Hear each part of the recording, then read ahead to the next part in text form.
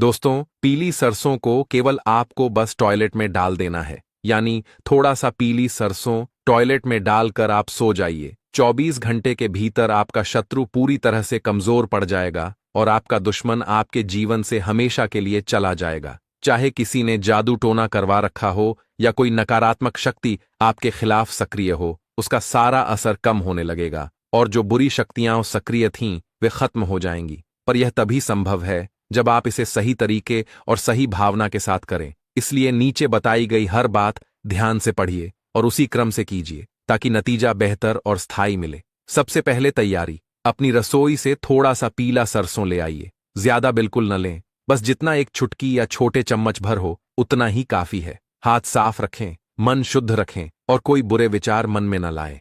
अपनी नीयत पक्की रखें कि आप हर तरह की नकारात्मकता से मुक्त होना चाहते हैं। उसके बाद क्रिया करने का तरीका सरल है पर सही क्रम में करें। टॉयलेट का ढक्कन उठाइए और शौचालय के पानी के किनारे ही धीरे धीरे वह पीली सरसों डाल दीजिए। डालते समय मन में यह सोचिए कि सारी नकारात्मक ऊर्जा उसी पानी के साथ बहकर चली जा रही है। आप हर बुरे प्रभाव को मिटा रहे हैं। डालने के बाद ढक्कन बंद कर दीजिए और मन में शांतिपूर्ण सकारात्मक वाक्य या संकल्प दोहराइए, जैसे कि मेरी राहें साफ हों, मेरी खुशियां बढ़ें, मेरे शत्रु कमजोर हों।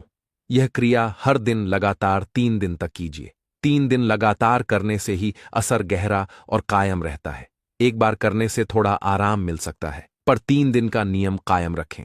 समय की पाबंदी नहीं है, आप सुबह, दिन, शाम या रात किसी भी पहर कर सकते हैं। जीवन के 4 पहर होते हैं, तो अपनी सहूलियत के अनुसार किसी भी पहर यह कर लें। पर ध्यान रहे कि हर बार करते समय आपका मन स्थिर और आपका इरादा पक्का हो। जब आप यह कर रहे हों तो अपने साथ किसी और को शामिल करने की आवश्यकता नहीं। यह व्यक्तिगत और गुप्त क्रिया समझें ताकि किसी प्रकार की असुविधा या विवाद न बने। अगर आपका शौचालय साझा है तो अधिक सावधानी बरतें और गोपनीयता का पूरा ध्यान रखें। प्रयोग करते समय कुछ बातों का विशेष ध्यान रखें। इसका उद्देश्य केवल नकारात्मक प्रभावों को कम करना है। इसका इस्तेमाल किसी को ठीक ठाक नुकसान पहुंचाने के लिए न करें। अगर किसी के साथ वैमनस्य है तो पहले सोचे समझे और अच्छा कर्म करते हुए समाधान की कोशिश करें, क्योंकि नकारात्मक क्रिया करने से आत्मा पर बुरा असर भी पड़ता है। इसके अलावा यदि आपका मामला कानूनी या चिकित्सा संबंधी है तो पहले आवश्यक व्यावहारिक कदम उठाएं और इस उपाय को सहायक रूप में ही अपनाएं। क्रिया के दौरान आप चाहें तो छोटी सी प्रार्थना या कोई सरल सकारात्मक मंत्र मन में कर सकते हैं। इससे आपकी आंतरिक शक्ति बढ़ती है और परिणाम तेज आते हैं। कई लोगों ने यह अनुभव बताया है कि उन्होंने सकारात्मक सोच के साथ 3 दिन का पालन करने पर कारोबार में सुधार देखा, नौकरी की अड़चनें घटती हुई महसूस कीं और पारिवारिक रिश्तों में शांति आई। पर याद रखिए कि अनुभव व्यक्ति दर व्यक्ति अलग हो सकते हैं और आपके विश्वास का स्तर असर को प्रभावित करेगा। कुछ घरेलू सावधानियां भी हैं। पीली सरसों को खुला छोड़कर न रखें और जहां तार्किक हो वहां ही इसका प्रयोग कीजिए। बच्चों व पालतू जानवरों की पहुंच से दूर रखें तथा किसी भी प्रकार के रसायन या जलन पैदा करने वाली चीजों को साथ में उपयोग न करें। यदि आप सच में चाहते हैं कि असर स्थायी रहे तो साथ में अपने कर्मों को भी सुधारिए। दूसरों के प्रति दयालुता, सत्य और मेहनत इन उपायों के प्रभाव को बढ़ाते हैं।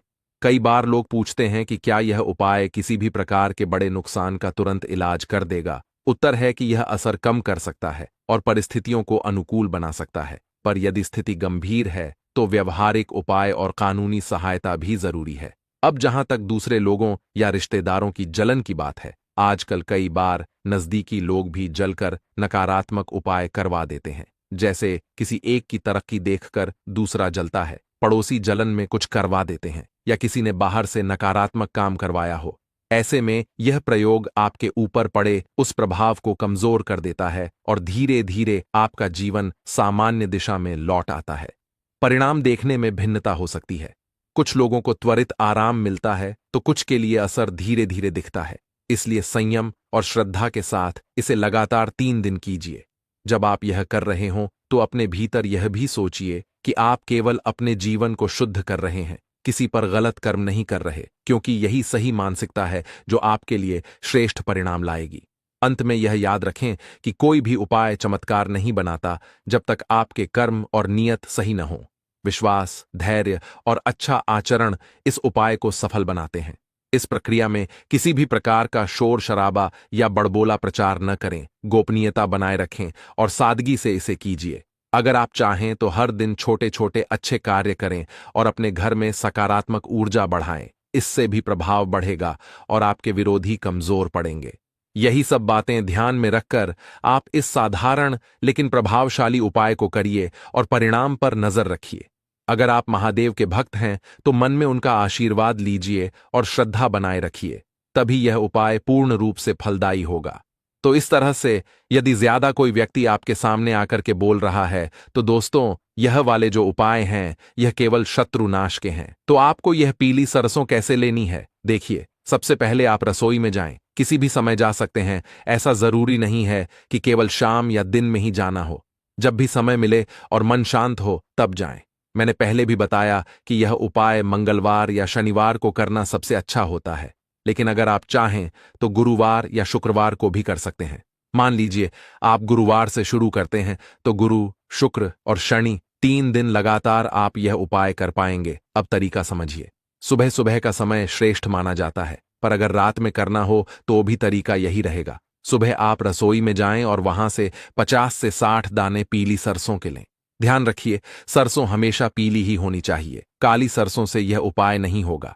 डिब्बा खोलिए और बाएं हाथ से यह दाने लीजिए। सीधे यानी दाएं हाथ से कभी भी सरसों नहीं उठानी। बाएं हाथ की हथेली में उल्टी हथेली करके ये दाने रख लीजिए। अब अपनी हथेली को बंद कर लीजिए, यानी मुट्ठी बना लीजिए और उस सरसों को अपने हाथ में कसकर पकड़ लीजिए। अब यह सबसे अहम भाग है, आपको यह मंत्र बोलना है, ओम भैरवाय अमुक दुष्ट नाशिनी स्वाहा। यह भैरव जी का शक्तिशाली मंत्र है। यहां अमुक शब्द की जगह आप अपने शत्रु का नाम लेंगे। जैसे अगर आपका दुश्मन अजय है तो आप बोलेंगे ओम भैरवाय अजय दुष्ट नाशिनी स्वाहा।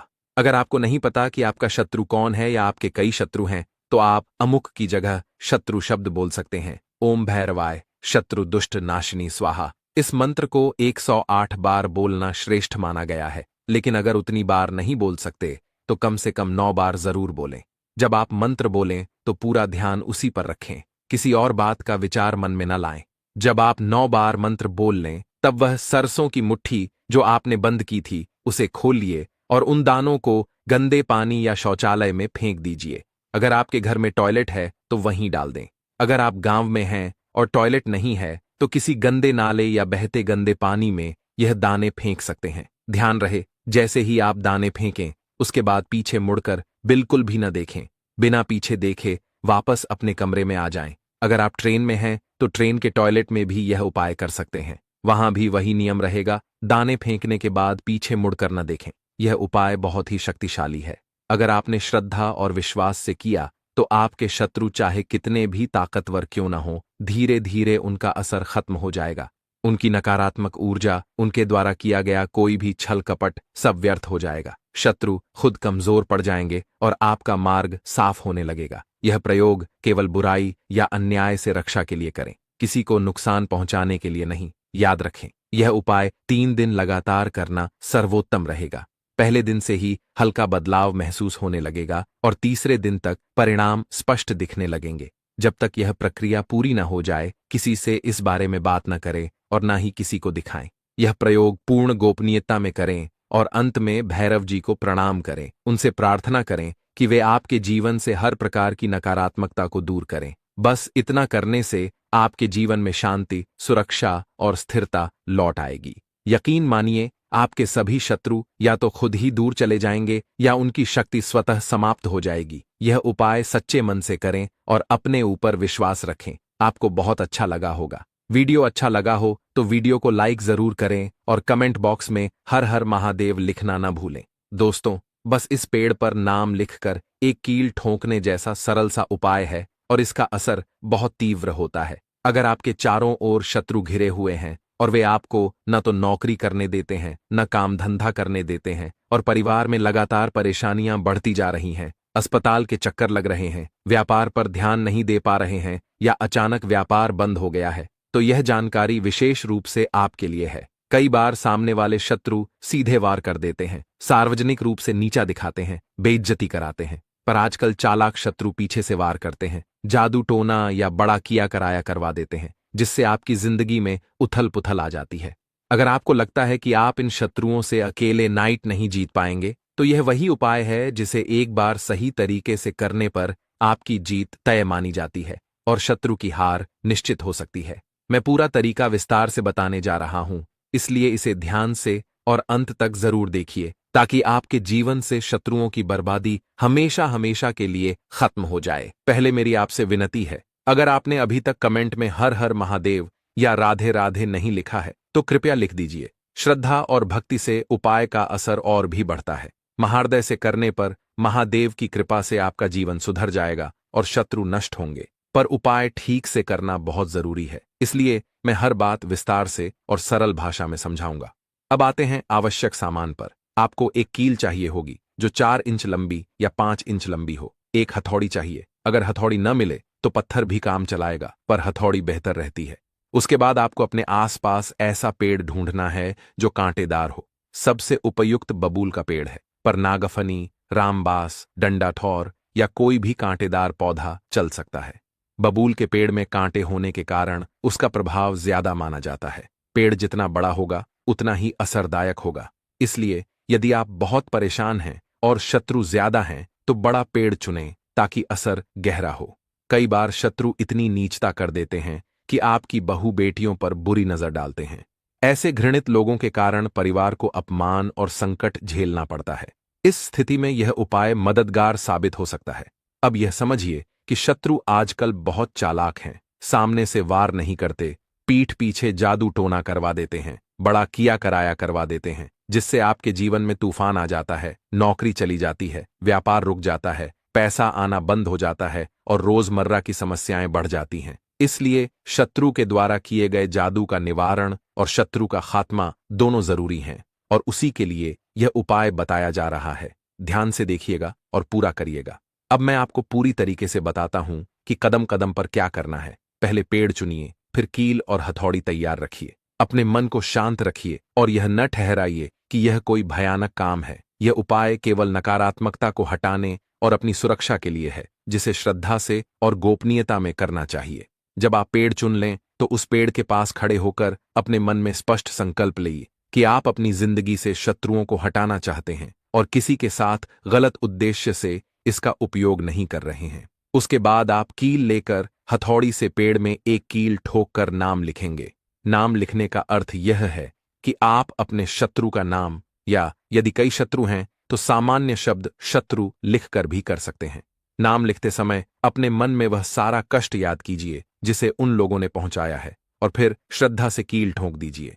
कील की लंबाई से जुड़ी बात, 4 इंच या 5 इंच की कील ठीक रहती है। बहुत छोटी कील प्रभाव नहीं देगी और बहुत बड़ी कील आवश्यक भी नहीं है। बस उपयुक्त 4 इंच या 5 इंच की कील लेकर शांत होकर और दृढ़ नियत से ठोंक दीजिए। कील ठोकने के बाद वहां से तुरंत वापस आ जाइए और पीछे मुड़कर बिल्कुल भी न देखिए, जैसे आपने चारों दिशाओं से अपने आप को मुक्त कर लिया हो, वैसे सोचकर वहां से चले आइए। इस प्रक्रिया को करते समय कुछ सावधानियां याद रखें। यह कार्य गोपनीय और शांतिपूर्वक कीजिए, सार्वजनिक रूप से न दिखाइए और न ही इस मौके पर किसी तरह का शोर शराबा कीजिए ताकि किसी को असुविधा न हो। यदि आप शहर में रहते हैं और पेड़ तक पहुंचना कठिन है तो सोच समझकर उचित स्थान चुनिए, लेकिन हमेशा कानूनी और सामाजिक मर्यादाओं का ध्यान रखिए। ये टोटका गलत उद्देश्यों के लिए न करें। इसका उद्देश्य केवल अपने ऊपर आए नकारात्मक प्रभावों को दूर करना है। इसीलिए जब भी आप यह कर रहे हों तो मन में यही भावना रखें कि आप केवल अपने जीवन को साफ कर रहे हैं और किसी को बदनाम या चोट पहुंचाने का इरादा नहीं रखते। आपने यह एक बार किया तो असर दिखना शुरू हो जाएगा, पर यदि आपके शत्रु बहुत अधिक हैं या प्रभाव गहरा है तो यह उपाय लगातार करना आवश्यक हो सकता है। मैं यही सुझाव देता हूं कि इसे सही विधि से और श्रद्धा के साथ कीजिए। कई लोगों ने इस तरह के उपाय करने पर यह अनुभव बताया कि उनकी परेशानियां घट गईं, व्यापार में सुधार आया, लोगों का व्यवहार बदल गया और परिवार में शांति लौट आई। पर याद रखिए कि परिणाम व्यक्तियों के अनुसार भिन्न हो सकते हैं और आपकी सच्ची नीयत, आपका अच्छा कर्म और धैर्य इस उपाय के असर को और मजबूत करेंगे। अंत में एक बार फिर कहूंगा कि यह उपाय केवल शत्रुनाश के लिए बताया जा रहा है। इसे किसी बुरे इरादे से न करें। साथ ही अगर आपके मामले कानूनी या मेडिकल हैं तो व्यावहारिक कदम भी साथ में उठाइए। दलीलें और सलाह लें और आवश्यक कार्रवाई करें। अब ध्यान से, जो सामान चाहिए, कील और हथौड़ी और पेड़ चुनकर श्रद्धा से कील ठोकिए और पीछे मुड़कर न देखिए। विश्वास रखिए कि जो भी नकारात्मकता आपकी जिंदगी पर थी वह धीरे धीरे कम होगी और शत्रु कमजोर पड़ेंगे। यही तरीका अपनाइए और परिणाम अपने आप दिखने लगेंगे। तो दोस्तों, आपको बबूल का पेड़ ढूंढना है, अपने घर के आसपास कहीं भी हो। बबूल का पेड़ आप ढूंढे। बबूल का पेड़ नहीं मिलता तो कोई भी कांटेदार वृक्ष ढूंढ लीजिए। वह भी नहीं मिलता तो खाली ठूंठ, यानी ऐसा सूखा पेड़ जिसमें पत्ते न रहें, वही ठीक रहेगा। अब एक काले रंग का मार्कर ले आइए। पुराने समय में काजल से काम चलता था, पर आज काला मार्कर पूरी तरह से काम करेगा। सबसे पहले एक कील लेना जरूरी है। कील 5 इंच लंबी लें। अगर घर में पुरानी कील पड़ी है तो वहीं चला लीजिए, पर ध्यान रखें कील टेढ़ी ना हो। अगर टेढ़ी हो तो हथौड़ी से सीधा कर लें। कील जंग लगी हो सकती है, पर वह भी काम देगी। यदि घर में कील ना हो तो बाजार से 5 इंच लंबी कील ले आइए। अब एकांत में बैठकर कील तैयार करिए। ऐसी जगह बैठिए जहां कोई आपको रोके टोके नहीं। आपकी दिशा दक्षिण की ओर होनी चाहिए, यानी आप दक्षिण दिशा की तरफ मुख कर बैठें। कामिया सिंदूर यानी केसरिया रंग का सूखा सिंदूर और थोड़ा सा सरसों का तेल लीजिए। सिंदूर में कुछ भी मिलाना नहीं है, केवल सूखा सिंदूर और थोड़ा सा सरसों का तेल। सिंदूर को तेल में घोलकर अपनी उंगली को उस मिश्रण में डुबोइए और कील को अच्छी तरह रंग लीजिए। कील रंगते समय मंत्र का जाप कीजिए। मंत्र है ओम श्री भैरवाय नमः। कील को रंगते हुए इस मंत्र का 9 बार जप कीजिए। 9 बार शुद्ध मन से जप करने से कील सिद्ध हो जाएगी। कील सिद्ध हो जाने पर उसे लेकर आप उस पेड़ के पास चल दीजिए जिसे आपने चुना था। बबूल सबसे उपयुक्त है, पर नागफनी, रामबास, डंडाथौर या कोई भी कांटेदार पेड़ चलेगा। अगर ठूंठ ही मिले तो वही भी ठीक है। अब काले मार्कर से पेड़ के तने पर अपने शत्रु का नाम लिखिए। अगर एक से अधिक शत्रु हैं या आपको नहीं पता कि कौन कौन है तो केवल शत्रु लिख दीजिए। सामान्य शब्द शत्रु भी प्रभावी रहेगा। नाम लिखते समय मन में वही दर्द और हरकतें याद कीजिए जो उन लोगों ने की हैं, पर क्रोध में शांत और दृढ़ नियत रखिए। नाम लिखने के बाद बीचों बीच उस सिद्ध कील को लेकर एक ही स्थान पर अच्छी तरह ठोक दीजिए। कील मजबूती से पेड़ के तने में बैठनी चाहिए। अगर आपके पास हथौड़ी नहीं है तो पत्थर से भी कील ठोक सकते हैं। कील ठोकते समय पूरी श्रद्धा और एकाग्रता रखें। कील ठोकने के बाद वहां से तुरंत वापस आएं और बिना पीछे मुड़े लौट आएं। पीछे मुड़कर न देखें। हथौड़ी घर ले आएं। अगर पत्थर उपयोग किया तो पत्थर वहीं छोड़ आएं। यह कार्य मंगलवार या शनिवार करना उत्तम माना जाता है। बुधवार भी ठीक रहता है। आप 3 दिन कभी भी कर सकते हैं। लगातार 3 दिन करने पर असर अधिक गहरा माना जाता है। अमावस्या या पूर्णिमा जैसे विशेष दिन भी यह कार्य किया जा सकता है। ऐसे समय इस क्रिया को अतिरिक्त बल मिलता है। इस उपाय को गोपनीय और शांतिपूर्वक कीजिए। सार्वजनिक रूप से न दिखाइए और न ही कोई शोर शराबा करें ताकि किसी को परेशानी न हो। यदि आप शहर में हैं तो स्थान चुनने में सामाजिक और कानूनी मर्यादाओं का ध्यान रखें। यह उपाय केवल अपने ऊपर पड़े नकारात्मक प्रभावों को दूर करने तथा सुरक्षा पाने के लिए बताया जा रहा है। इसे गलत इरादे से कभी भी उपयोग न करें। साथ ही यदि आपकी समस्या कानूनी या